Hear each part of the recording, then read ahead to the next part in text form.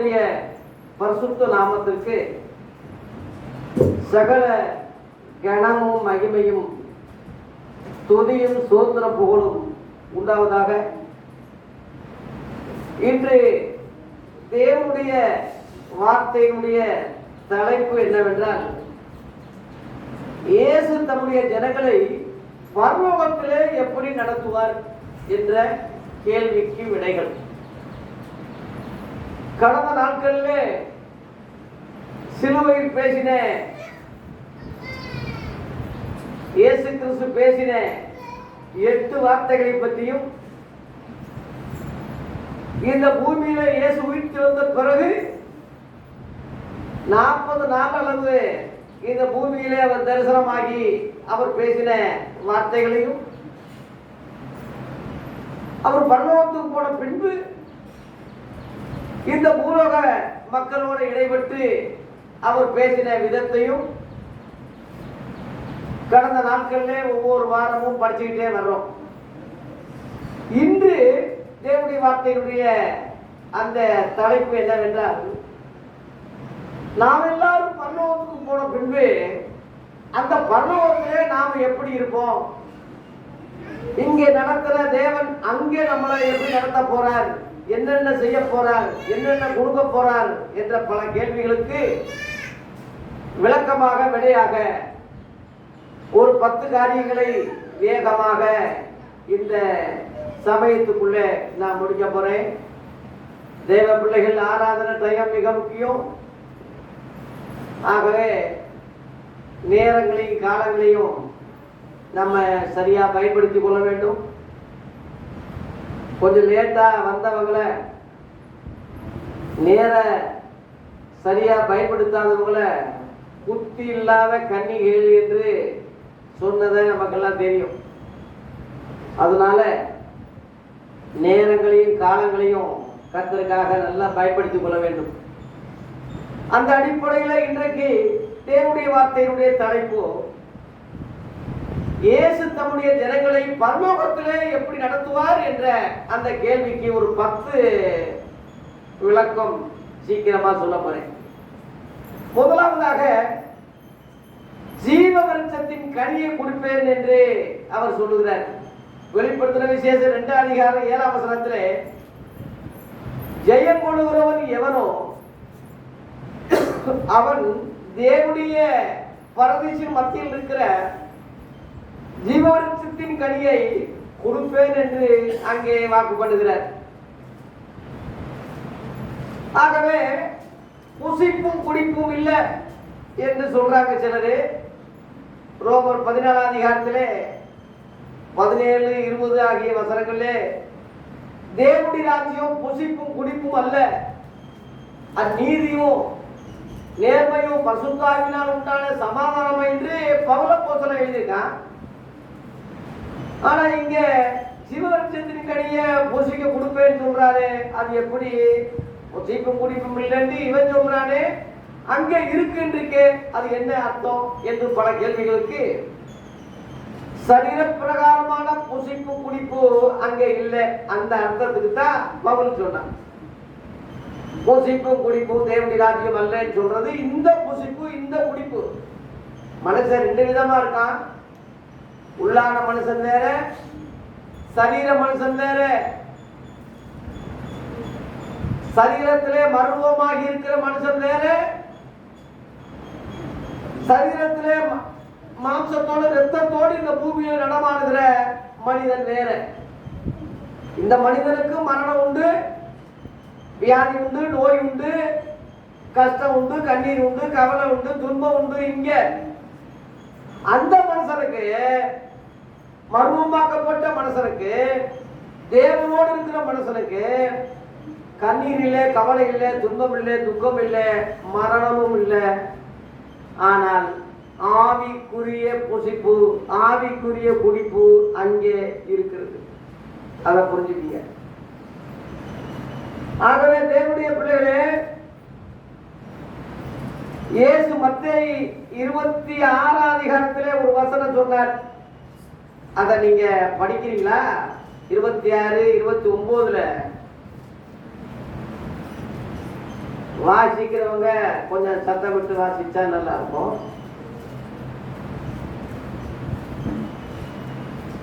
இந்த மைக்கு வாசிங்க ஐயா. இது முதல் இந்த திராட்சை பழ ரசத்தை கவனிங்க, நவமானதாய் உங்களுடனே கூட என் பிதாவினுடைய ராஜ்யம், அதாவது பரலோக ராஜ்யத்திலே பானம் பண்ணும் நாள் வரைக்கும் இது இனிமேல சரீர பிரகாரமா நான் பானம் பண்ணுவது இல்லை என்று உங்களுக்கு சொல்லுகிறேன் என்றார். கவனிங்க, நவமானதாயினா புதுவிதமா நான் பரலோக ராஜ்யத்திலே இதே திராட்சரசத்தை புதுவிதமா நான் உங்களோடு கூட நான் பந்தி இருக்க போறேன், புதுவிதமா நான் குடிக்க போறேன், சாப்பிட போறேன். அது வரைக்கும் இங்க சரீர பிரகாரமா இங்க மேல இதை செய்வதில்லை என்று அங்கே சொல்லுகிறது. கவனிங்க, ஆகவே ஆவிக்குரிய ரீதியிலே புசிக்கும் குடிப்பும் இங்க இல்லாம அங்க இருக்கு. அதான் நவமானதாய் என்று சொல்ற. நவமானதுன்னா புதுசு, புதுவிதமாய் பரலோக ராஜ்யத்திலே உண்டு. உலக பிரகாரமான காரியங்களை இதோட முடியுது என்று சொல்ற. இங்கே யோவான் 6:27 தேவனுடைய ராஜ்யத்தை தேவனுடைய சித்தத்தை செய்து முடிப்பதே எனக்கு உகந்த போஜனம் சொன்னார்.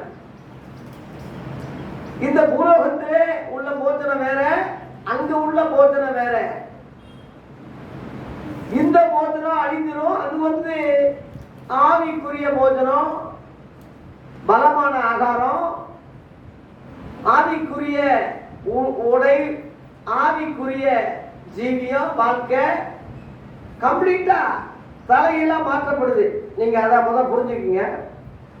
யோவான் வெளிப்படுத்துற விசேஷம் 3:20 இதோ வாசப்படி கதவை தட்டுகிறேன், ஒருவன் என் சத்தத்தை கேட்டு கதவை திறந்தா அவனுக்குள்ள பிரவேசித்து அவனோட என்ன செய்வேன், போஜனம் பண்ணுவேன்னு சொல்றாரு.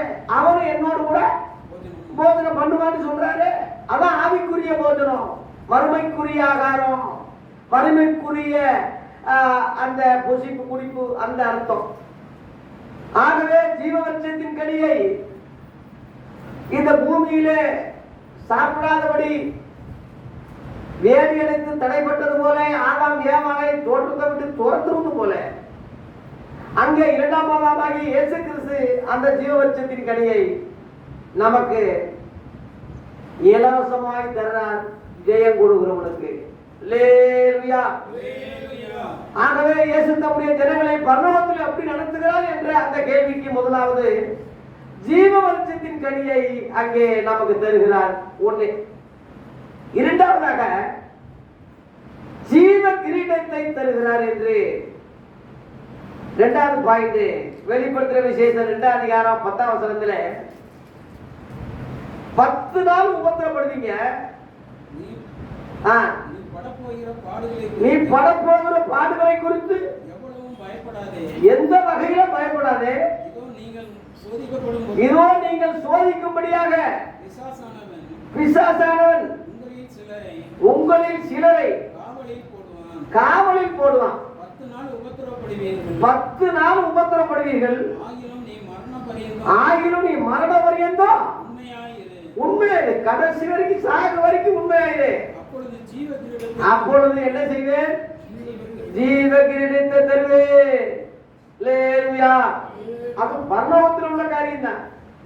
யாக்கோபு 1:12 சோதனை செய்கிற மனுஷன் பாக்கியவான், அவர் உத்தமன் என்று விளங்குகிற பின்பு கர்த்தர் தமிழத்தில் வாக்குத்தத்தம் பண்ணின ஜீவ கிரீடத்தை அங்கே கொடுப்பேன் என்று அங்கே வாக்குப்படுகிறார். ஆகவே தேவ பிள்ளைகளே, 1 பேதுரு 5:4 மாறாத கிரீடத்தை தருவேன் என்று அங்க பேதுரு சொல்றான். இந்த மந்தைய ரப்ப டைப்பா நடத்தாம, விரோதமா நடத்தாம, அமைதியா சாந்தமா இயேசு கிறிஸ்து சொன்னபடி நீங்க உண்மையா ஊழியம் செய்தா பிரதான மேய்ப்பர் வரும்போது உங்களுக்கு வாடாத கிரீடத்தை தருவார். அல்லேலூயா. 1 தீமோத்தேயு 4:7 நல்ல போராட்டத்தை போராடினேன், ஓட்டத்தை முடிப்பேன், விசுவாசத்தை காத்துக்கொண்டேன். இது முதல் நீதியின் கிரீடம் எனக்காக வைக்கப்பட்டிருக்கிறது. எனக்காக மாத்திரமல்ல, அவர் பிரசன்னமாகவே விரும்புகிற யாவருக்கும் உண்டாயிருக்கு. எல்லாருக்குமே இயேசு கிறிஸ்து வருகை விரும்புகிற எல்லாருக்குமே நீதியின் கிரீடம் உண்டு. ஆகவே இந்த மாதிரி பல கிரீடம் இருக்கு. பல கிரீடங்கள் அந்தந்த கிரீடங்களுக்கு தக்கபடி கர்த்தர் தருவார். ஆனா அந்த கிரீடத்தை பெற்றுக்கொண்ட மக்கள் என்ன சொல்லுவாங்க? கிரீடம் என்றால் மகிமைன்னு அர்த்தம். அந்த பெற்றுக்கொண்ட மகிமையுடைய அந்த மக்கள் என்ன சொல்லுவாங்கன்னா, ஆண்டவரே, இந்த மகிமைக்கு சொந்தக்காரர் யாரு? நீங்க தான். இந்த மகிமை, இந்த கிரீடம், இந்த பதவிக்கு சொந்தக்காரர் நீங்க தான். சில மாணவர்கள் பெற்றோருடைய அந்த பரிசு கொடுக்கிற நிகழ்ச்சியில பெற்றோர்களை பார்த்து மாணவர்கள் சொல்லுவாங்க, இந்த படிப்புக்கும் பட்டத்துக்கு இந்த பதவிக்கு சொந்தக்காரர் எங்க அப்பா அம்மா தான். அவங்க இல்லாட்டினா நான் இந்த இடத்துக்கு வர முடியாது. அப்பா நீங்க வாங்க, இந்த இந்த பிரேஸை எடுத்துக்குங்க, நீங்க வாங்கிக்கங்கன்னு சொல்லி சில பிள்ளைகள் சொல்லுவாங்க. அப்பா கண்ணீர் விடுவாரு. எல்லாரும் கையை தட்டி வர சொல்லுவாங்க. பொது நிகழ்ச்சியில பார்த்துருப்பீங்க. அதுபோல ஆவிக்குரிய வகையில நமக்கு உள்ள கிரீடத்தை நம்ம கிரிகளுக்கு தக்கபடி நம்ம கொடுக்கிற அந்த மகிமையை சொந்தக்காரர், இந்த மகிமைக்கு பாத்திரர் நீர் ஒருவர் தான்.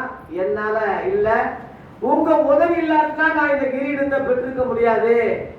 அதனால எங்களுக்கு சொந்தக்காரர், இந்த மகிமைக்கு இந்த கிரீடத்துக்கு சொந்தக்காரர் நீங்க தான் சொல்லி எல்லாரும் அவே சொல்லி மொத்தமா அந்த கிரீடங்கள் முழுவதும் இயேசுக்கு கொடுப்பார்.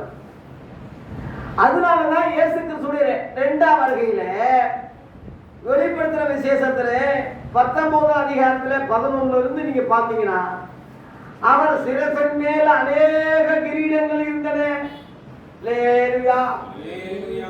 ஒரு ஆளுக்கு ஒரு கிரீடம் தானே.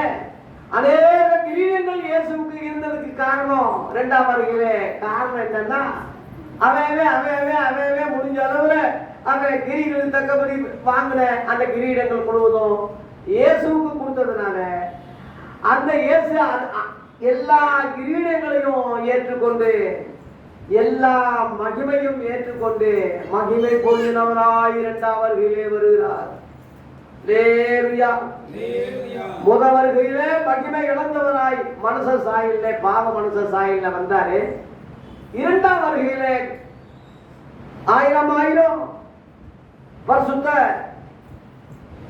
பரிசுத்தவான்களோடும் தூதர்களோடும் அநேக கிரீடங்களோடும், அதாவது அநேக மகிமைகளோடும் இயேசு கிறிஸ்து 2ஆம் வருகையிலே வருகிறார் என்றுதான் அந்த அர்த்தம்.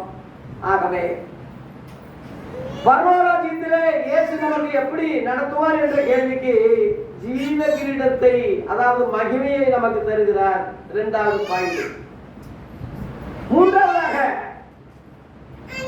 2ஆம் மரணத்தில் நம்மை விடமாட்டார். வெளிப்படுத்துற விசேஷம் 2ஆம் அதிகாரம் 11ஆம் வசனத்திலே, ஜெயம் கொள்ளுகிறவனுக்கு 2ஆம் மரணத்தில் சேதம் இல்லை என்று எழுது என்று சொல்ற. ஆகவே தேவ பிள்ளைகளுக்கு 2ஆம் மரணம் ஒன்று இருக்கு. கவனிங்க, மக்கள் எல்லாம் முதல் மரணத்தை தான் பார்க்கிறான். 2ஆம் மரணம்னு ஒண்ணு உண்டு, அதை புரிஞ்சுக்கங்க. ஆதியாகமம் 2:17 நீ அதை புசிக்கும் நாளில சாகவே சாவாய் என்று 2 சாவ சொன்னார். சாகவே 1, சாவாய் 2 சாவு. அந்த 2 சாவு அவனுக்கு நடந்துச்சு. புசித்த நாளிலே நீ சாகவே சாவாயின்னு சொல்லும் போது புசித்த நாளில் அவன் சாகல. ஆதியாகமம் 5:5 930 வருஷம் பிறகு ஆதாம் செத்தான்னு போட்டிருக்கு. அப்ப புசித்த நாளிலே சாகலையே. புசித்த நாளிலே நீ சாவாயின்னு கர்த்தர் சொன்னாரே, அவன் சாகலையே. என்னன்னு கேட்டா, புசித்த நாளில் செத்தது அவன் ஆத்துமா. எசேக்கியேல் 18:20 பாவம் செய்கிற ஆத்மாவே சாகும் என்று அங்க போட்டிருக்கு. எபேசியர் 2:1 அக்கிரமத்தினாலும் பாவத்தினாலும் மரித்தவனாய் இருந்த உங்களை என்று அங்க எழுதப்பட்டிருக்கிறது. பாவமும் அக்கிரமும் ஒரு ஆத்மா செத்த நிலைமையில தான் காணப்படுகிறது. இன்னைக்கு அநேகர் தெரிஞ்சுக்கிட்டு இருக்காங்கன்னா, உயிர் உள்ள ஒன்று வேறு பெற்று அவன் எப்படி இருக்கான்? செத்தவனா இருக்கிறான். எதுல? ஆத்மாவிலே அவன் செத்தவனா இருக்கான். ஆகவே ஆதாம் முதல்ல செத்தது அவன் ஆத்மா. 2930 வருஷத்துல அவன் செத்தது அவன் சரீரம். எவனிங்க 2 சாவு அவனுக்கு நடந்தது. ரிட்டர்ன்ல திரும்ப அவனை ஆண்டவர் ஆசீர்வதிக்கும் போது, உயிர்ப்பிக்கும் போது முதல் சாவு ஒருவேளை வரலாம். இயேசுக்கே வந்துச்சு, முதல் சாவு வந்துச்சு இல்லையா? 2ஆம் மரணத்திலே ஜெயம் கொள்ளுகிறவன் பரிசுத்தவான்களுக்கு 2ஆம் மரணத்திலே சேதமில்லை என்று திட்டமாய் சொல்லுகிறார். ஆகவே தேவ பிள்ளைகளே, முதல் மரணம் எல்லாருக்கும் வரலாம். முதல் மரணத்தை குறிச்சு யாரும் ஃபீல் பண்ணாதீங்க.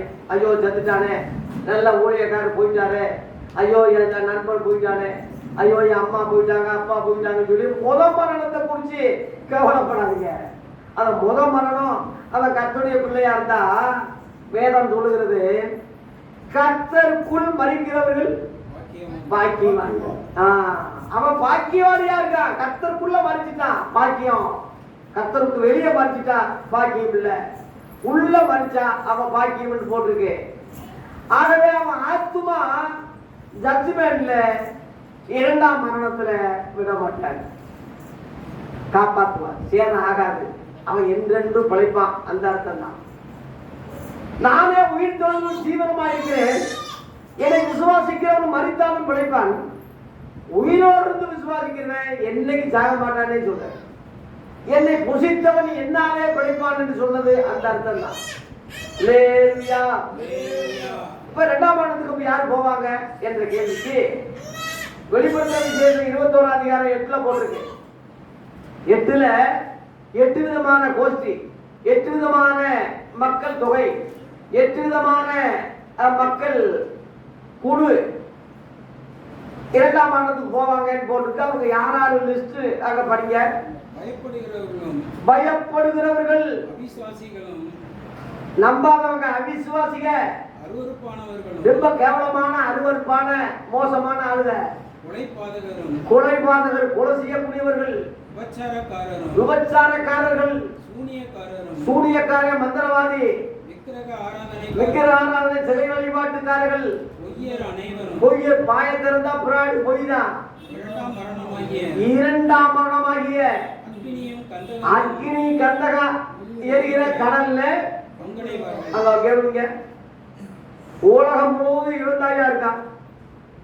இந்த 8 கோஷ்டி உலகம் முழுவதும் இருக்கிறதுனால எல்லாருக்கும் 2ஆம் மரணம் உண்டு, இந்த மரணம் உண்டு, அங்கேயும் இருக்கு.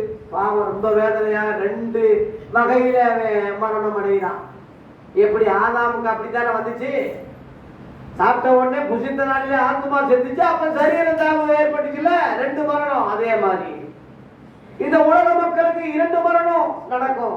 ஆனா ஜெயம் கொள்ளுகிறவனுக்கோ பரிசுத்தவான்களுக்கோ கர்த்தருக்குள் மரிக்கிற தேவ பிள்ளைகளுக்கோ 2ஆம் மரணத்தில் சேதமில்லை என்று மறுமையிலே வாக்கு கொடுக்கிறார். 2ஆம் மரணம் தேவ பிள்ளைகளுக்கு கிடையாது. அல்லேலூயா. 4வதாக பரலோகத்திலே எப்படி நடத்துகிறார் என்ற கேள்விக்கு 4வதாக புதிய நாமத்தை நான் தருவேன் சொல்றேன். வெளிப்படுத்துற விசேஷம் 2ஆம் அதிகாரத்திலே 17ஆம் வசனத்திலே ஜெயம் கொள்ளுகிறவனுக்கு புதிய நாமத்தை தருவேன் சொல்றேன். புதிய நாமத்தை நான் கொடுப்பேன் சொல்றேன். ஆவியானவர் சபைகளுக்கு சொல்லுகிறதை காதுள்ளவன் கேட்க கடவான். ஜெயம் கொடுக்கிறவனுக்கு மறைவான மன்னாவை கொடுக்கிறாரு, வெண்மையான குறிக்கல்ல தர்றாரு. எழுதப்பட்டதும் அதை பெறுகிறவனே அன்றி வேறு ஒருத்தருக்கு தெரியாத புதிய நாமத்தை எத்தனையோ கொடுக்கிறாரு. அதோட புதிய நாமத்தை அவனுக்கு தர்றாரு. புதிய நாமத்தினாலே அவன் அழைக்கப்படுவான். அல்லேலூயா. அந்த புதிய நாமம் கிறிஸ்துவுக்குள்ள ஞானசானம் பெற்றவன் எத்தனை பேரும் அத்தனை பேரும் அதை தரிப்பாங்கன்னு சொல்லி கலாத்தியர் 3:27 போட்டு. அன்றியும் கிறிஸ்துவுக்குள் ஞானசானம் பெற்றவர்கள் எத்தனை பேரும் அத்தனை பேர் கிறிஸ்துவை தரித்து கொண்டீர்களே. தரிப்பதுதான் அந்த நாமம், தரிப்பதுதான். அதுல யூதன் என்றும் இல்லை, கிரேக்கர் என்றும் இல்லை, ஆண் என்றும் இல்லை, பெண் என்றும் இல்லை. நம்ம எல்லாரும் கிறிஸ்து இயேசுவுக்குள் அது அந்த ஒன்றாயிருப்பதுதான் அவருடையவர்கள், அவருடைய நாமம் தரித்தவர்கள். அந்த நாமம் என்னது? கிறிஸ்தவர்கள். இந்த பூமியில மட்டும் கிறிஸ்தவங்க நம்ம சொல்ல முடியாது. ஏன்னா இந்த பூமியில எத்தனையோ பேர் கிறிஸ்தவன் இருக்கான். இன்னைக்கு கிறிஸ்தவன் யாருன்னு கண்டுபிடிக்க முடியலையே. ஏன் நீ யாருயா? ஆர்சி கிறிஸ்தவன், நான் சிஎஸ்ஏ கிறிஸ்தவன். கிறிஸ்தவன் கூட சொல்ல மாட்டான். நான் சிஎஸ்ஏ, நான் ஆர்சி, நான் பெந்தேகோஸ்து, நான் ஏசி சபை. எவனாவது கிறிஸ்தவன் சொல்ல மாட்டான் ஐயா. அதனால பேர் கிறிஸ்தவன், பேர் பேர் கிறிஸ்தவனா இருக்கான். ஆனா ஒரிஜினல் கிறிஸ்தவன் பரலோகத்துல புதிய நாமத்தை தரிச்ச அந்த ஒரிஜினல் கிறிஸ்டி.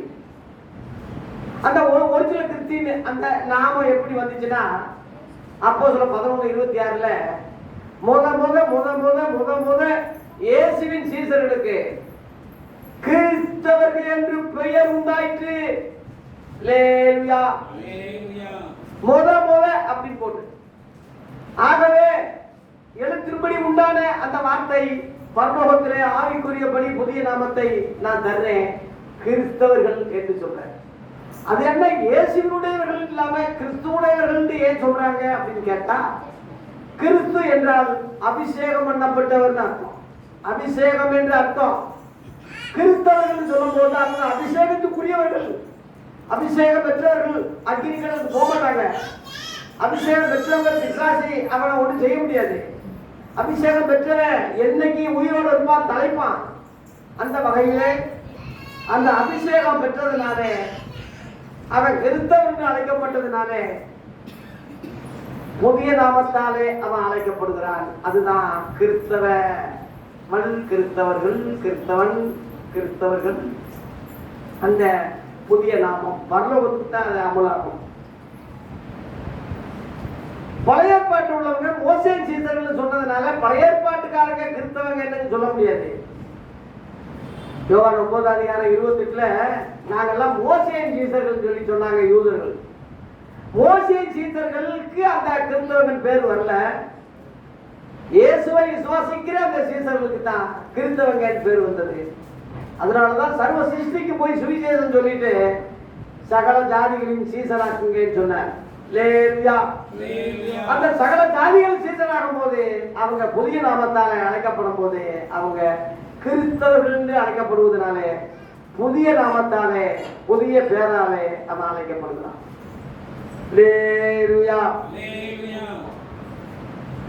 அஞ்சாவதாக விடிவெள்ளி நட்சத்திரத்தை இயேசு கொடுப்பார். வெளிப்படுத்தின விசேஷம் 2:28 பாருங்க. 5வது பாயிண்ட்.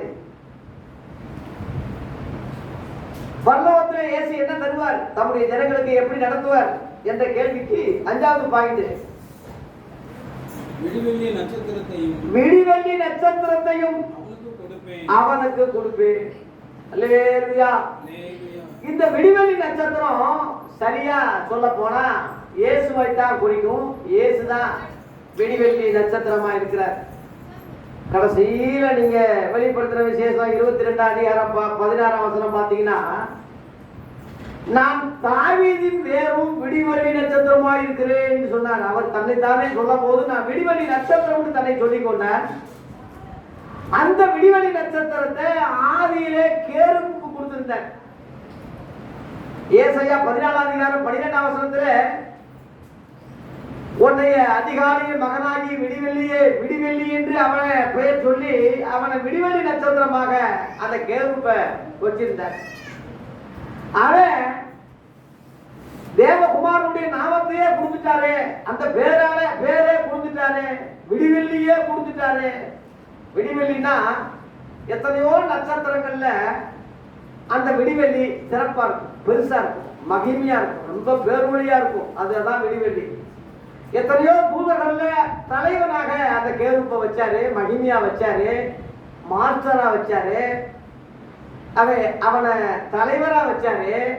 அதனால அந்த பேரு விடிவெள்ளின்னு சூட்டினாரு. அவன் அதுல பெருமையாகி, அதுல அவன் மேட்டுமையாகி, தான் என்ற அகந்தையில இயேசுவை போல என்னையும் அழைச்சதுனால, அவர் உள்ள பேரை எனக்கு வச்சதுனால நானும் இயேசுக்கு சமந்தான். இன்னைக்கு சொல்றான்ல, நானும் பிஷப் தான். பிஷப்னா பேராயர்னு அர்த்தம். பேராயர் சொல்றது இயேசு ஒருவர் தான். இவன் தன்னை பேராயர்னு சொல்றதுனால இயேசுக்கு சமப்படுத்துறான், இயேசுக்கு சமமாக்குறான்.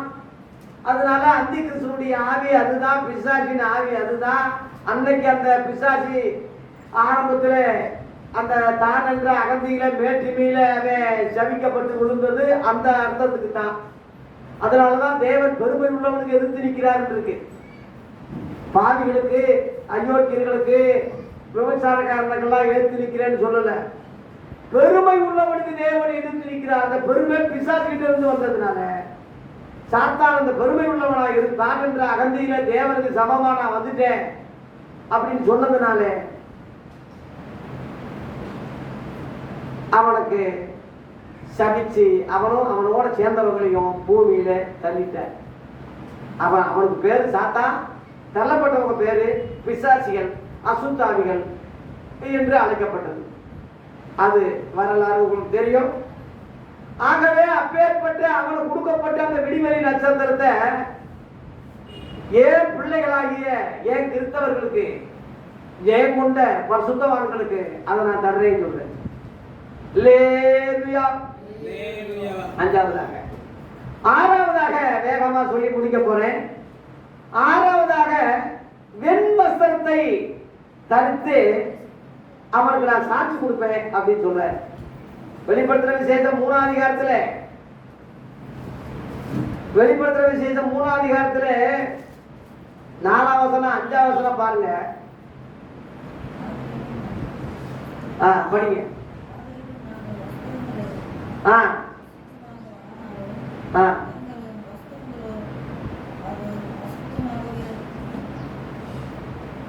அசூசிப்படுத்தாத, நல்லா படிங்க ஐயா, வேற ஆளு படிங்க.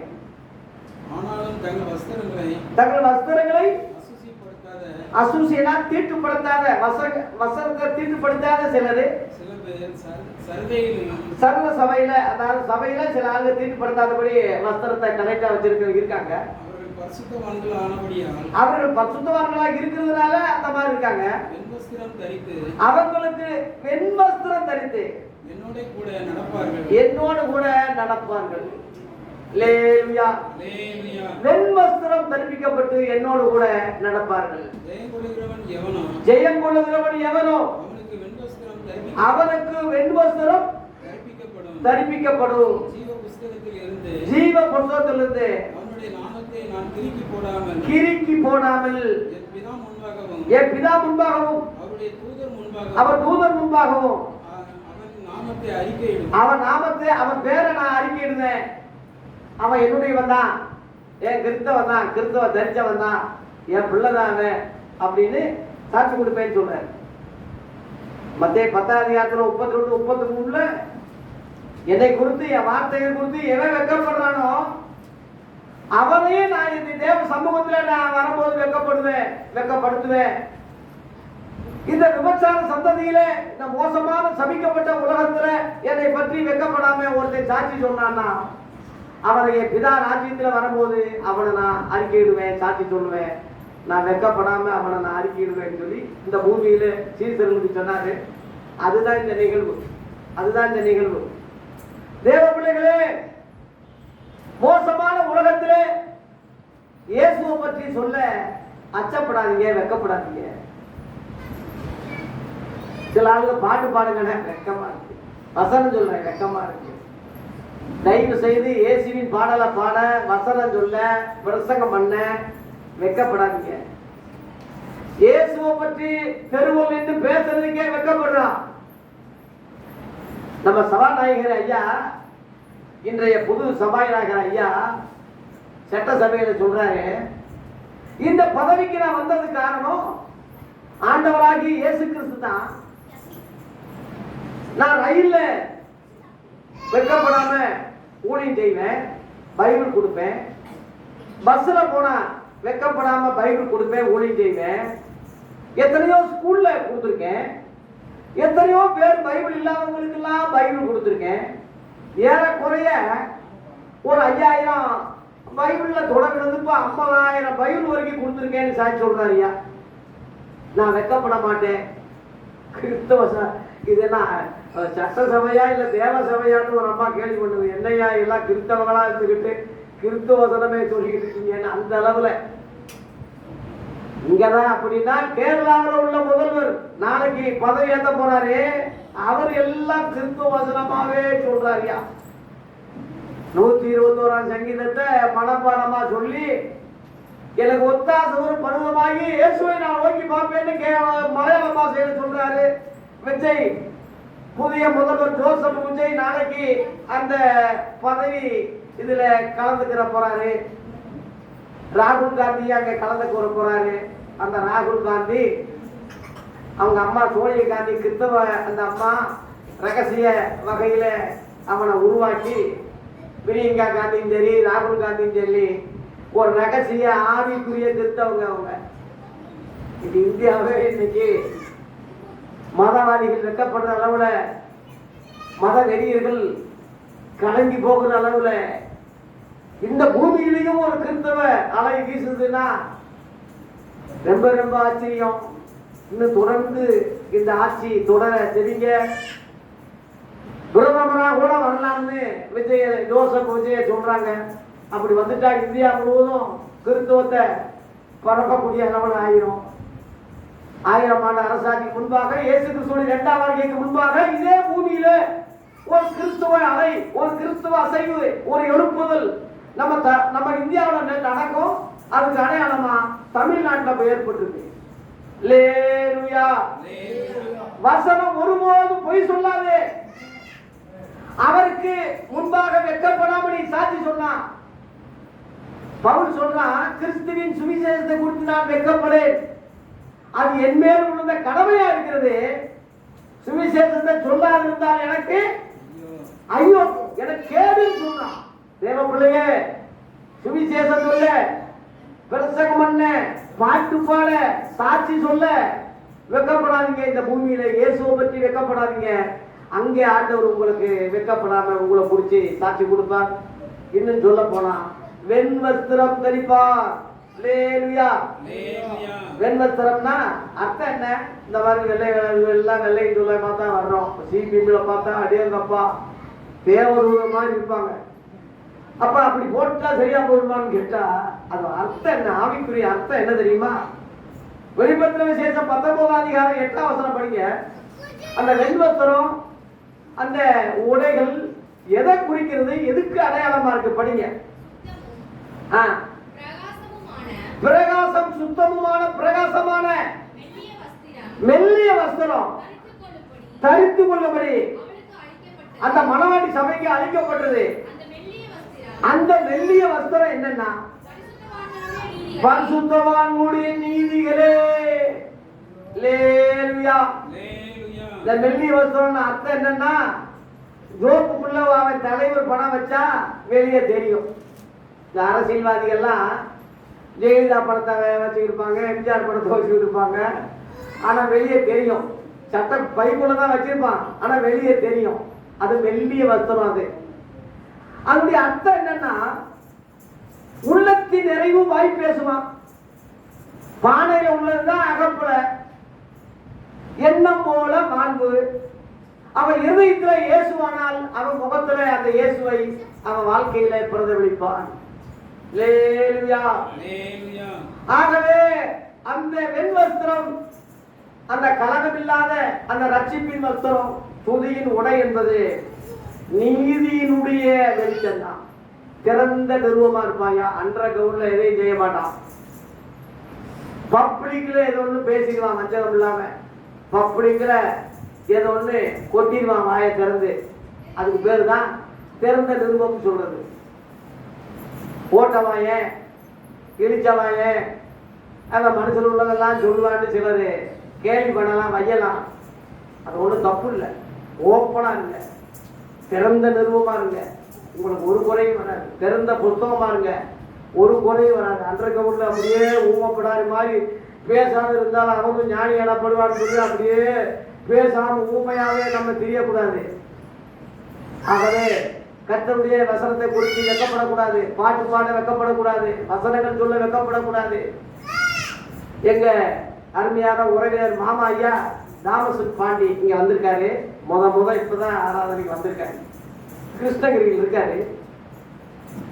யூடியூப்ல பாடல்களை, வசனங்களை, சாட்சிகளை வெக்கப்படாம பேசிக்கிட்டே இருக்க. ஒரு காலத்துல கம்யூனிஸ்ட்ல பெரிய லீடரா இருந்தவரு, இந்த ஊர்ல பெரிய தலைவரா இருந்தவரு, என்னுடைய சொந்த மாமா. அவர் நல்ல ஒரு கவிஞர், நல்ல பாடலாசிரியர், நல்ல ஒரு அரசியல். உலக பிரகாரமா அவர் வெக்கப்படாம பகிரங்கமா இயேசுவை பப்ளிக்ல அறிக்கை பண்ணிக்கிட்டு இருக்காரு. யூடியூப்ல நான் பார்த்துக்கிட்டு இருக்கேன், பாடல்கள் பார்த்துக்கிட்டு இருக்கேன். இன்னைக்கு ஐயா வந்தது சந்தோஷம், மகிழ்ச்சி. வெக்கப்படல. இன்னைக்கு அவர் வெக்கப்படாம 80 வயசு தாண்டியும் எந்த உதவி இல்லாம, எந்த ஆதரவு இல்லாம தனித்து நின்று அவருக்கு ஆண்டவருடைய நாமத்தை மகிமைப்படுத்திட்டு இருக்காரு. பொருளாதாரத்திலையும் அவரை கர்த்தர் உயர்த்தி ஆசீர்வதிச்சிருக்கிறார். உலக பிரகாரமா ஆசீர்வதிச்சிருக்காரு, பொருளாதாரத்திலையும் ஆசீர்வதிச்சிருக்கிறாரு. அதுக்கு எல்லாத்துக்கும் மேல பரலோகராஜ்யத்திலே தேவனோடு இருக்கக்கூடிய பாக்கியத்தை அவர் பெறணும் என்று முழு மனதோடு நான் வாழ்த்துறேன், ஆசீர்வதிக்கிறேன். அவர் என் மாமாவா இருந்தாலும் எனக்கு ஆவிக்குரிய பிள்ளை. அவர் எனக்கு ஆவிக்குரிய பிள்ளை. நிறைய ஊழியர்கள் ஆண்டவர் என்னை கொண்டு எழுப்பினாலும் ஐயா தான் எனக்கு அன்பா இருக்க. நான் சிறையில் இருக்கும்போது வந்து பார்ப்பாரு, நான் கஷ்டப்படும் போது என் பிள்ளைகளுக்கு வந்து அரிசி கொடுப்பாரு. இப்பவும் வந்தா போனா என்னை பார்க்காம போக மாட்டாரு.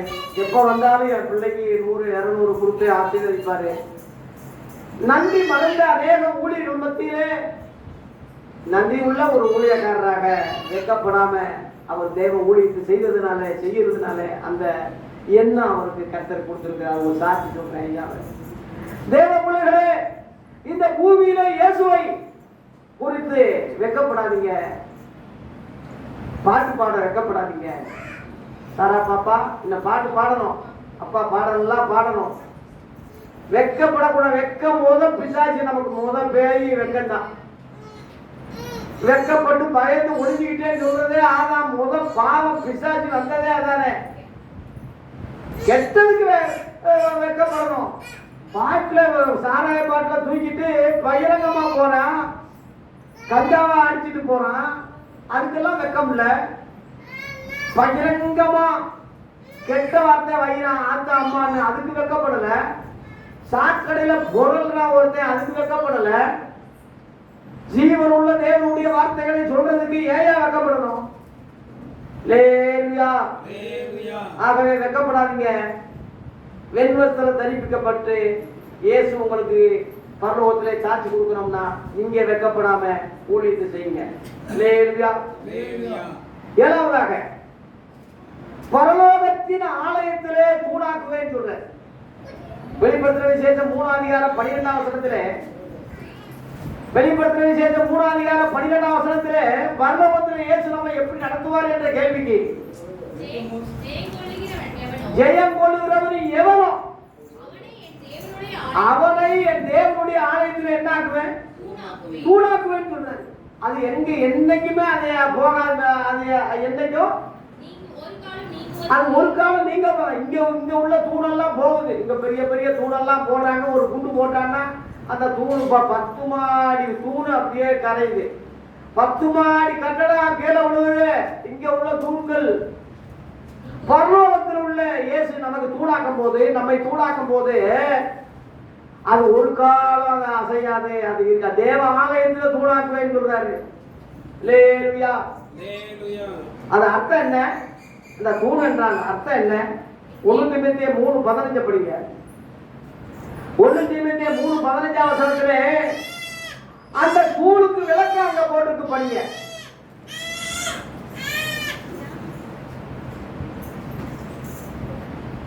3:15 1 தீமோத்தேயு 3:15 தாமதிப்பேனாகில் தேவனுடைய வீட்டிலே நடக்க வேண்டிய வசனத்தை வகையை அறியபடி எழுதுகிறேன். பாயிண்ட். அந்த வீடு ஜீவனுள்ள தேவனுடைய சபையாக என்ன தூணு? சத்தியத்துக்கு தூணாக ஆதாரமாக இருக்கிறது. அல்லேலூயா. எதுக்கு தூணு? சத்தியத்துக்கு தூணா நிக்கணும். தேவ பிள்ளையே, தேவாலயத்தில் உடைய நான் சத்தியத்துக்கு தூணாக்குவேன்னு சொல்றாரு. இந்த பூமியிலே நீ தேவ சபைக்கு தூணா இருக்கணும். உன் ஊழியக்காரருக்கு தூணா இருக்கணும்.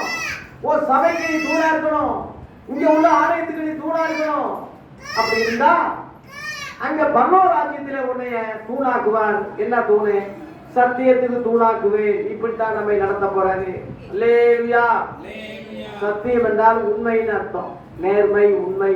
உண்மை உள்ள மனுஷன் பரிபூர்ண ஆசீர்வாதம் பெறுவான். 8வது பாயிண்ட், சீக்கிரம் முடிக்கிறேன்.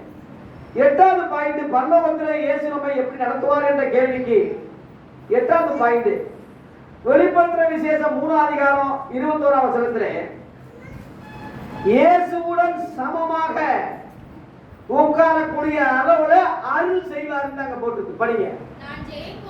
நான் ஜெயம் கொண்டு என் பிதாவினுடைய சிங்காசனத்திலே அவரோடு கூட நான் எப்படி உட்கார்ந்திருக்கணும்? ஜெயம் கொள்ளுகிறவன் எவனோ, அவன் எந்த ஜாதியோ எந்த கோத்திரமோ எவனா இருந்தாலும் சரி, அவனும் என்னோடு கூட சிங்காசனத்தில் உட்காரும்படி என்ன செய்யுங்க? அருள் செய்வேன். அல்லேலூயா. அருள் என்ற வார்த்தை கிருபை என்று அர்த்தம். கிருபை செய்வேன், அருள் செய்வேன். அருள் என்ற வார்த்தை சுத்த தமிழ், கிருபைன்னு சொல்றது சமஸ்கிருத வார்த்தை. ஆகவே தேவ பிள்ளைகளே, இந்த உலகத்தில் நம்ம ஜெயமுள்ள போது இயேசுவோடு உட்காரக்கூடிய பாக்கியம் அது லேசா. அவரோட உட்கார்றது லேசா ஐயா. எத்தனையோ பேர் உட்கார்றாங்க. ஆனா முதலமைச்சர் பக்கத்துல ஒருவர் உட்கார்ந்தா அது ஒரு மேன்மை. நான் அவர் ஐயா பக்கத்துல நான் உட்கார்றேன்.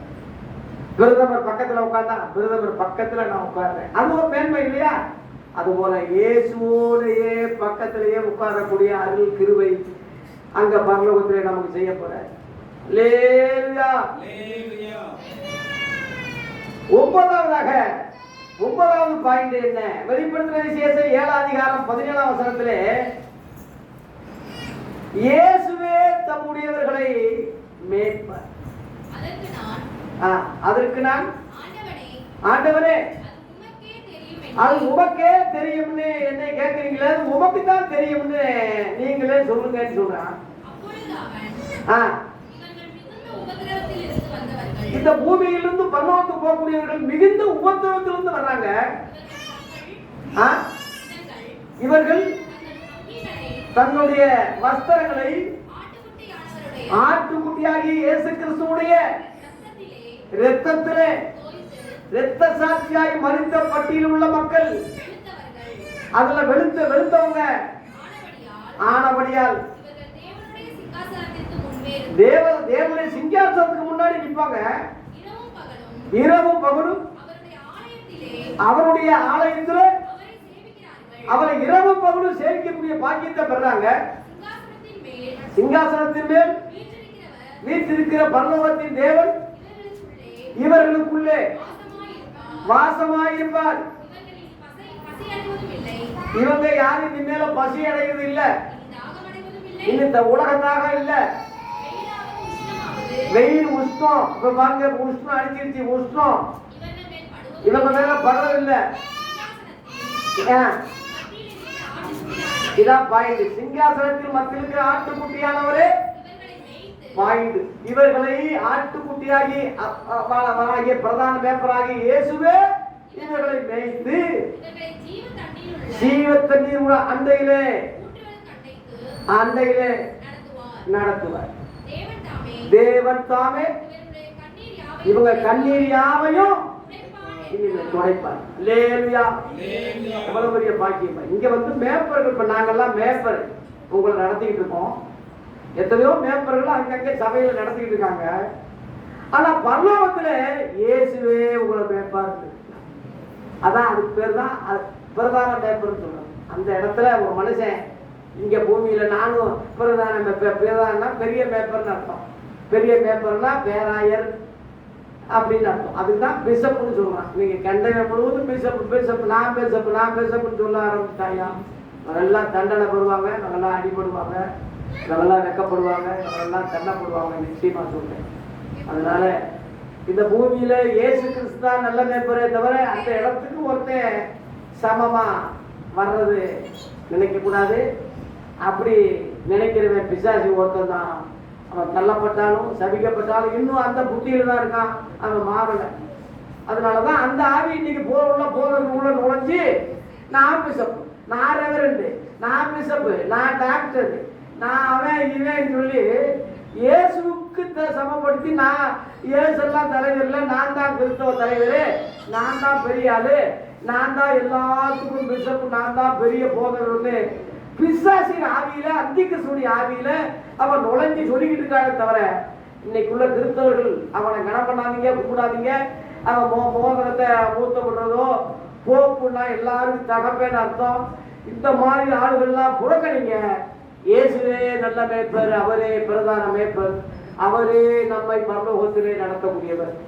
இந்த பூமியில மேய்ப்பர் ஊழியத்தை ஏற்படுத்தி மேய்ப்பர்களை கொண்டு நடத்துற அந்த இயேசு அங்க பரலோகத்துல அவரே நடத்துறார். லேலுயா, பெரிய பாக்கியம் இல்லையா? 10வது சொல்லி முடிக்கிறேன். பரலோகத்திலே நம்மை எப்படி நடத்துவார், பரலோகத்திலே நம்மை எப்படி நடத்துவார்? 10வது பாயிண்ட் சொல்லி முடிக்கிறேன். வெளிப்படுத்துற விசேஷம் 22 அதிகாரம் 5வது வசனம் படிங்க. இதோ நான் முடிக்கிறேன். அங்கே ராக்காலமே பரலோகத்துல இல்ல. விளக்கும் சூரிய வெளிச்சம்லாம் அந்த பரலோகத்துக்கு அதுக்கெல்லாம் தேவையில்லை. தேவனாகிய கர்த்தரே அவர்கள் மேல் தேவனாகிய கர்த்தரே பிரகாசிப்பார். அவர்கள் வாய்ந்து சதா காலங்களிலும் அரசாழ்வார்கள். பரலோக ராஜ்யத்தை சதா காலமும் அரசாழ்வாங்க. இந்த பூமியில 1000 வருஷம் அரசாட்சி இருக்கு, 1000 வருஷத்தோட முடியுது. இந்த பூலோகத்தில் உள்ள அரசாங்கம் தான் 5 வருஷம் ஆட்சி. அது கூட 6 மாசத்துல கவுத்துறேன்னு ஒருத்தன் சொல்லிக்கிட்டு இருக்கான். 5 வருஷம் ஓடி போனா அப்புறம் தேர்தல் வந்துடும். ஆனா பரலோக ராஜ்யத்துல உள்ள அந்த அரசாங்கம், பரலோக ராஜ்யத்தில் உள்ள அந்த அரசு, அந்த வெளிச்சம், அந்த ராஜ்யம் எத்தனை காலம் சொல்லுங்க? 1000 காலம்னா பூமியில இயேசு 2வது வரைக்கும் பிறக்காது. அதற்கு பிறகு வானமும் பூமியா கீழே அழிக்கிறோம். பரலோகத்துக்கு போன பின்பு நம்முடைய ராஜ்யம் எத்தனை காலம்? சதா காலமும். அல்லேலூயா. அதுக்கு ஒரு முடிவே இல்லை. மரியாதம்மாவுக்கு அதான் சொன்னா அந்த தேவதூதன், அவர் ராஜ்யத்துக்கு முடிவிடாது. அவர் ராஜ்யத்துக்கு முடிவில்லை, இந்த உலக ராஜ்யத்துக்கு முடிவு இருக்கு. அதனாலதான் இயேசு இந்த உலகத்துல ராஜாவா வரும்போது விலகி போனார் இருக்கு. யோவான் 6:15 பொதுமக்கள்லாம் ராஜாவாக இயேசுவை பிடிச்சிட்டு போய் ராஜாவாக்கிடுவோம்னு வர்றா, இயேசு விலகி போனார். பிலாத்து கேட்கிறான், நீ ராஜாவா? எல்லாம் ராஜா ராஜான்னு சொல்றாங்களே, நீ ராஜாவா? ஏன் சொல்றான், நான் ராஜாதான், ஆனா என் ஆட்சி இந்த உலகத்துக்குரியது அல்லன்னு சொன்னார். யோவான் 18 அதிகாரத்துல 36-37 என் ராஜ்யம் இந்த உலகத்துக்குரியது அல்ல அப்படின்னா என் சீடர்கள் போராடி இருப்பாங்களே. என் ராஜ்யம் இந்த உலகத்துக்குரியதல்ல, என் ராஜ்யம் பரலோக ராஜ்யம். அங்கே ராஜாதி ராஜாவாய் கர்த்தாதி கர்த்தராய் என்றென்றும் அரசாளுகிறதுனால அவருடையவர்கள் என்றென்றும் இவர் அவரோடு கூட அரசாளுவார்கள். ஆகவே தேவ பிள்ளைகளே, அதான் பரமண்டல ஜபத்தை கற்றுக் கொடுத்தார். பரமண்டலத்திலே அப்படி சித்தம் செய்வது போல இந்த பூமியில் செய்யப்படுவதாக என்று கற்றுக் கொடுத்தாரே, அந்த பரலோக ராஜ்யத்திலே உள்ள அந்த சித்தம் அந்த ராஜ்யம் சதா காலமாக இருப்பது போல இந்த பூமியிலையும் நடக்கணும்னு ஜெபிக்கன்னு கற்றுக் கொடுத்தார். இந்த பூமியிலையும் நடக்குமா என்ற கேள்விக்கு இன்றைக்கு உள்ள ஆட்சி அதிகாரம், இன்றைக்குள்ள கேரளா ஆட்சி, இன்னைக்குள்ள இந்தியா நிலைவுடங்கள் பார்க்கும்போது, அமெரிக்காவை பார்க்கும்போது, இங்கிலாந்தை பார்க்கும்போது, வெளிநாடுகளில் லண்டனை பார்க்கும்போது ஏறக்குறைய 90% கிறிஸ்தவ நாடுகளாக தான் இருக்கான். இன்னைக்குள்ள கண்டுபிடிப்பு முழுவதும் கிறிஸ்தவன் தான் கண்டுபிடிச்சிருக்கான். மின்சாரமா, ரயிலா, காரா, வாட்சியா, நவீனமா, கம்ப்யூட்டரா, எல்லா கண்டுபிடிப்பும் அவன் தான் கண்டுபிடிச்சிருக்கான்.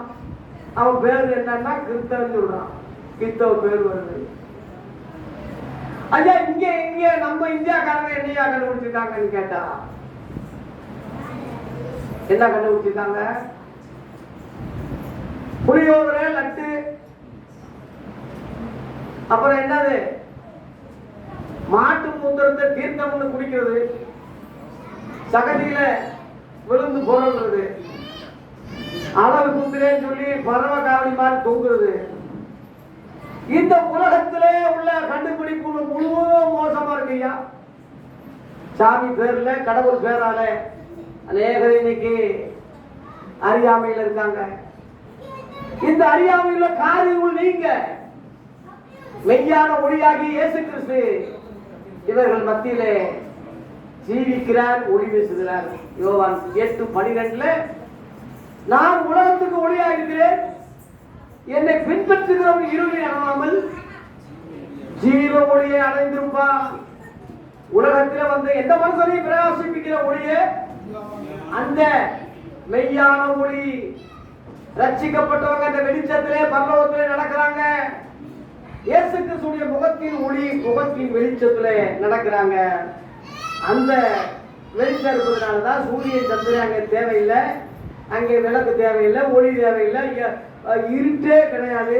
எப்போதும் திறந்த வாசல், எப்போதும் ஜெபஜோதியாக பரலோக வாசல், எப்போதும் அந்த ராஜ்யம் சதா காலம் என்று அங்கே எழுதியிருக்கிறது. எப்படிங்க இப்பேற்பட்ட பாக்கியத்தை பெற்ற நாம இந்த பூமியில எப்படி நடந்துக்கணும் சொல்லி முடிக்கிறேன். பிலிப்பி 2 அதிகாரம் 15 முடிக்கிறேன்.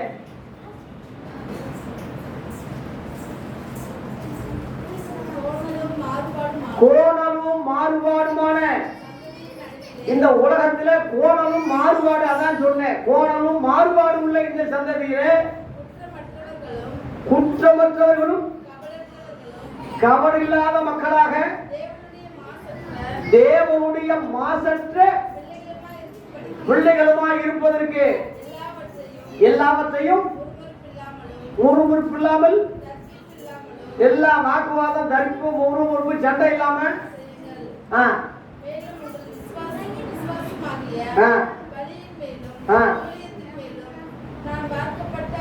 சுடர்களை போல, அந்த வசனம் இருக்கான்னு பாருங்க.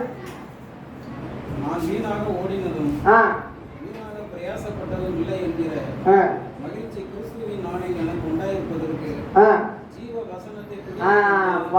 ஜீவ வசனத்தை பிடித்துக்கொண்டு உலகத்திலே சுடர்களை போல, இந்த உலகத்தில் எப்படி இருக்கணும்? சுடர்களை போல, அதாவது நட்சத்திரங்களை போல பிரகாசிக்கிற நீங்கள் சதா காலங்களும் அங்க பிரகாசிக்கிறது. நீங்க இங்க சதா காலங்களும் நீங்க என்ன செய்யணும்? பிரகாசிக்கணும். கோணலும் மாறுபாடு உள்ள இந்த உலகத்துல குற்றமற்றவர்களாக, கபடற்றவர்களாக, மாசற்றவர்களாக நீங்க இருக்கிறதுக்கு அந்த வசனமாகி அந்த வசனத்தை பிடிச்சுக்கிட்டு நீங்க எப்படி நிக்கணும்? சுடர்களை போல சதா காலம். தானியல்ல போட்டிருக்கு 12ஆம் அதிகாரத்துல அநேகரை நீதிக்குட்படுத்துகிறவர்கள். 2ஆம் வசனம் 3ஆம் வசனத்துல அநேக நீதி உட்படுத்துகிற அந்த ஞானவான்கள் ஆகாய மண்டலத்தில் நட்சத்திரங்களை போல சதா காலமும் பிரகாசிப்பார்கள். அப்படி போட்டு தீர்க்க தரிசனம். ஞானவான்கள் ஆகாய மண்டலத்தில் ஒளியை போலவும். கவனிங்க இந்த பாயிண்ட். அநேகரை நீதிக்குட்படுத்துகிற மக்கள் நட்சத்திரங்களை போல என்றென்றைக்கு என்ற வார்த்தைக்கு வந்து சதா காலம் அந்த அர்த்தம் தான். என்றென்றைக்கும் வந்துச்சா சதா காலங்களிலும் பிரகாசிப்பார்கள். யாரு? ஆத்துமா அறுவடை செய்தவங்க. அக்னியிலிருந்து மீளுங்க. நான் சிஎஸ் போதகராக இருந்திருக்கலாம், ஏன் அதை ராஜினாமா பண்ணிட்டு விட்டுட்டு ஏன் என் மக்களுக்காக வந்தேன் சொல்லுங்க. அநேகரை நீதிக்குட்படுத்த அந்த பாக்கியத்தை பெற்ற நாம என் மக்கள் இப்படி இருக்காங்களே, குடியில வெறியில இருக்காங்களே, விக்கிர ஆராதனை இருக்காங்களே, இந்த மாதிரி அறியாமையில் இருக்காங்களே, இவங்களை மீட்கணுமே. இவங்களை நான் செத்தாலும் பரவாயில்ல, உயிர் போனாலும் பரவாயில்ல, என் தொழிலே என் வறுமையே போனாலும் பரவாயில்லன்னு ராஜ்யமா சிஎஸ் போகிறது சொல்றது சும்மா லேசான பதவி இல்லை, கவர்மெண்ட் சம்பளம் மாதிரி வாழ்க்கை. அதை விட்டுட்டு இந்த ஜனங்களுக்காக நான் வந்து ரிசீவ் பண்ணிட்டு எவ்வளவோ பாடு கஷ்டம் ஜெயில் தண்டனை உயிர் சேதங்கள். நான் இன்னைக்கு உயிரோடு இருப்பது பெரிய காரியம், எத்தனையோ பாடுகள். ஆனா இன்னைக்கு திரும்பி பார்க்கும்போது அநேகரை நீதிக்குட்படுத்திட்டேன். ஆயிரக்கணக்கான மக்கள் ஞானசாரம் வாங்கியிருக்காங்க, அநேக தேவ ஊழியர்கள் எழுப்பப்பட்டிருக்காங்க. இன்னைக்கு அடையாளமாக தாமஸ் பாண்டி ஐயா ஒரு உதாரணம் நான் சொல்றேன். அது அதே போல என் மகன் ஜான் பால் ஐசக்கு, என் சாந்தி, இப்படி ரொம்ப பேர் இருக்காங்க. இப்ப இந்த மூப்பரையா, அவரோட இந்த இந்திரஜித் ஐயா, இன்னும் அநேக வந்து ஹென்றி, பிரேம்குமார், ஜோசப் பரமேஸ்வரன், இப்படி எல்லாரும் ஊழியக்காரிகளா உருவாக்கி நம்ம சபை இன்னைக்கு ஒரு விசுவாசி மாதிரியா நம்ம நடத்துறோம். உங்களை ஒரு ஆவிக்குரிய ரீதியில ஒரு நல்ல ஊழியர்களாக உருவாக்கக்கூடியதுதான் நம்ம சபை மெய்யான முறை. அநேகரை நீதிக்குட்படுத்துகிறவர்கள் சதா காலம் என்றென்றும் அவங்க வாழ்க்கை என்றென்றும் நல்லா இருக்கும். ஆத்துமா அறுவடை செய்கிறவன் ஞானம் உள்ளவன். அறுவடை செய்யுங்க, அழிந்து போற ஆத்துமாவை இழுங்க, அக்னியிலிருந்து மீளுங்க. ஒருவராது கட்டு போ தேவனுடைய சித்தம் இல்லை, அந்த சித்தத்தை நீங்க செய்யுங்க. இந்த பூமியில நம்ம அப்படி செய்யும் போது பரலோக ராஜ்யத்திலே இயேசு கிறிஸ்து நம்மை எப்படி நடத்துவார் என்ற கேள்விக்கு 10.1 ஜீவவச்சத்தின் கனியை கொடுப்பார், 2வது ஜீவ கிரீடத்தை தருவார், 3வது 2ஆம் மரணத்திலே விடமாட்டார், 4வதாக புதிய நாமத்தை தருவார், 5வதாக வெளிவழி நட்சத்திரத்தையும் தருவார், 5வதாக வெண்வஸ்திரம் தரித்து அவரோட கூட நடப்பாங்க. அடுத்து 7வதாக பரலோகத்திலே ஆலயத்திலே தூணாக இருப்பாங்க. 8வதாக இயேசுவோடு கூட உட்காரக்கூடிய பாக்கியத்தை பெறாங்க. 9வதாக இவர்களை இயேசுவே நடத்தக்கூடிய பெரிய மேற்பலாக இவங்க ஆடுகளாக இருப்பாங்க. 10வதாக சபா காலங்களிலும் அரசாங்கார்கள். இந்த செய்தி முழுமையா கேட்காதவங்க யூடியூப்ல கேளுங்க. யூடியூப்ல கேட்கிற தேவ பிள்ளைகள் திரும்ப போட்டு கேட்டு திரும்ப மனதுக்குள்ள உருவாக்குங்க. கர்த்தர் நம்மை ஆசீர்வதிப்பாராக, நம்மை நல்வழிப்படுத்துவாராக. இயேசு தம்முடைய ஜனங்களை பரலோகத்தில் எப்படி நடத்துவார் என்ற அந்த கேள்விக்கு இந்த 10 பாயிண்ட் மனப்பாடம் பண்ணி திரும்ப கேட்டு பயன்படுங்க. கர்த்தர் நம்மை ஆசீர்வதிப்பாராக. நன்றி, வணக்கம்.